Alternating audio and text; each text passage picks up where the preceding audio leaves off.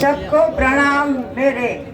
मैं तो सिर्फ राकेश भाई को और बंधुओं को मिलने आई थी। मेरे साथ गांधी संस्था के श्री रामचंद्र राही आए हैं, डॉक्टर अन्नामलई जी आए हैं और भी साथी लोग आए हैं। हमें गांधी संस्था से जुड़े हुए हैं, गांधी नेशनल उससे म्यूजियम से और गांधी स्मारक से। और मेरे साथ तमिलनाडु की बहन आई है और मेरे अपने सचिव आए हैं नीरज भाई। हमें 3 घंटे लगे दिल्ली से यहाँ पहुँचने में, लेकिन ऐसी अद्भुत यात्रा जीवन की कभी नहीं भूलूंगी मैं। और मेरठ बचपन से ही, मेरठ और हापुड़ तो ऐतिहासिक जगह रही है। इधर से गुजरना, जैसे कि मैं अपने पीछे के दिनों में चली गई जब गांधी का युग था और जब मैं बहुत छोटी थी और जब अहिंसा की क्रांति होती थी। आज मैं आप लोगों को नमन करने आई हूँ कि अगर आज हम जिंदा हैं तो आप लोगों के कारण। अगर किसान भाइयों का हित नहीं होता है तो हमारा देश का हित नहीं होगा, मेरा हित नहीं होगा। मैं किसी भी राजनीति दल के लिए नहीं आई हूँ। हमारे साथ कोई पुलिस एस्कॉर्ट नहीं है, कोई नहीं है। हमारे साथ सिर्फ आप लोगों का प्यार है, उससे अधिक मेरा है, जो मैं आप लोगों के प्रति आज मुझे मौका मिला है कि मैं जिंदगी भर जिनके काम के कारण मैंने खाया है, मेरे बच्चे बड़े हुए हैं, मेरे साथ लोग रहे हुए हैं, मैं किसी को खिला सकती हूँ, मैं कुछ खा सकती हूँ। आज आप लोगों ने बुलाया है, आप लोग मेहमान हैं यहाँ दिल्ली के, लेकिन मैं आपसे कहती हूँ कि आप लोग हमेशा ही हम ही आपके मेहमान रहें, क्यों आप लोगों के द्वारा यूँ खाते रहें।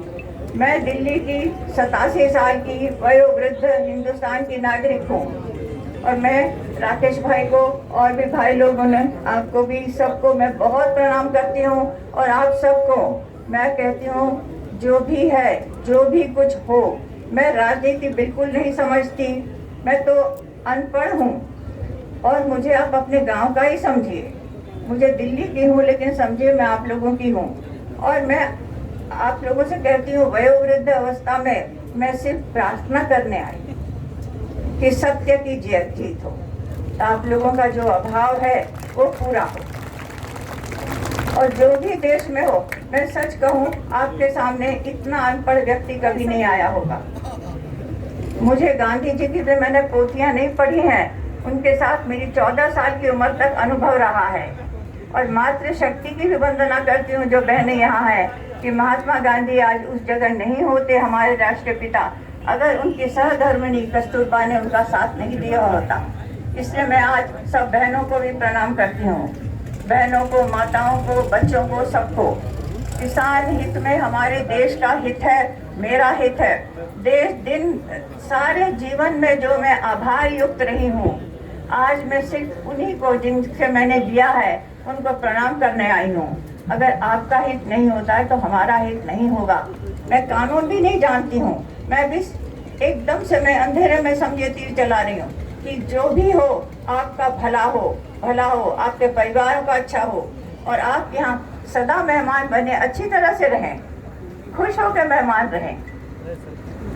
ये एक बात और भी है कि हमने पर्यावरण को इतना दूषित किया है, मन को दूषित न करें। मेरी इतनी विनती है भाई बहनों से कि हमारे जो बच्चे हैं आज वो कल के नागरिक होंगे। राकेश भाई, मैं आपके द्वारा, भाई साहब आप लोगों के द्वारा ये कहूँगी कि मन की हिंसा को हटाइए। मन की हिंसा होती है वो वातावरण को प्रदूषित करती है। आप लोगों में इतनी सच्चाई है कि आपको हिंसा की भाषा की आवश्यकता ही नहीं है। आपकी जो वजह है, जो आपके कारण है, वो सब इतने, उसमें इतना सत्य है कि सत्य स्वयं ही बोलता है। और मैं सोचती हूँ कि आप लोगों को मेरी तो प्रार्थना होगी, मैं आप लोगों की बहन हूँ, माँ हूँ, आप लोगों की मैं इस धरती की बेटी हूँ। आप लोगों का दिल्ली में स्वागत है, बहुत स्वागत है। मैं आज जो देख के आई, जैसे चंद हैं, सब लोग बैठे हुए, भगवान इस उम्र में मुझे ये दर्शन दिया तो मुझे लगता है जैसे मेरा जीवन सफल हुआ।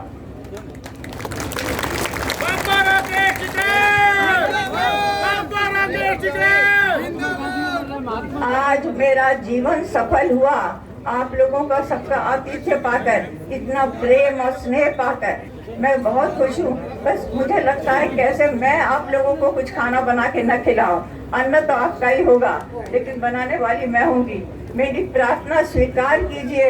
मैं आपके सत्य के साथ हूँ, सदा रहूंगी। मैं न राजनीति में हूँ न कानून में हूँ। मैं तो एक अनपढ़ एक वयोवृद्ध नागरिक हूँ, और मैं आज नमन करती हूँ सत्य को, सौंदर्य को, कल्याण को और धरती को। माँ धरती के हम सब बच्चे हैं। हमारे बच्चे सुरक्षित रहें और अवश्य हर किसान को एक कंडीशन गाड़ी मिले, क्यों ना मिले। और महात्मा गांधी, महात्मा गांधी मर रहे। मैं सत्य और अहिंसा की बात लेके आई हूँ, और भगवान आप लोगों के आशीर्वाद से मेरे बचे कुचे जो भी क्षण है जीवन में वो हो। आज इसके बाद मुझे जीवन में सचमुच में कोई इच्छा नहीं, बहुत दिनों से प्रबल इच्छा थी। और डॉक्टर अन्नामलई जी ने कहा, उनको मैंने, आप उनको धन्यवाद दीजिए। उनको मैंने जब कहा कि डॉक्टर अन्नामलई मैं जाना चाहती हूँ, तो उन्होंने ये नहीं कहा आप इतनी वृद्ध है नहीं जा सकी। उन्होंने कहा मैं सब तैयारी करूँगा। और राकेश भाई भी हम मिल गए, आप लोग मिल गए, और सबने कहा कि हम तैयार हैं। और हमारे सामने इतने बुजुर्ग भाई बैठे हैं, रामचंद्र राही जी, वो भी एकदम से तैयार हो गए। तो हम 2 गाड़ियों में किसी तरह रास्ता, वो सब जगह बंद था, ये था, पता नहीं क्या था दिल्ली का नज़ारा, लेकिन आगे हम आप लोगों के टेंट में आ गए और आप लोगों का आतिथ्य मिला। आपको बहुत बहुत मेरा प्रणाम, मेरे अभिनंदन। सत्य की जय।